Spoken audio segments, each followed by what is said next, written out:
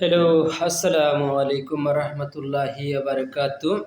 সকল দেশর যত রাজনীতিবিদ দল আছেন, মনে করকা বিএনপি, জামাত, জাসদ, এরপরে ওই যে বিভিন্ন দল আমি আর কইতে পারলাম না, স্মরণ আন না, কিন্তু সবাই গেছে দয়া মেহেরবানি করি প্রবাস থাকি। আমি একজন ছোট্ট মানুষ হিসাবে আপনারা কাছে আকুল আবেদন করলাম, দেশটারে যেভাবে মনে করো অর্থবর্তীনকালে সরকারে উদ্যোগ নিচ্ছেন, ওই রকম কিছুদিন চেষ্টা করিয়া সবাই